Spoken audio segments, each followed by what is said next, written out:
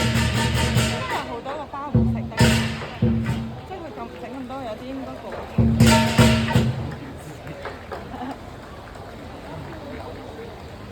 而且要長到去攞嚟炒貓。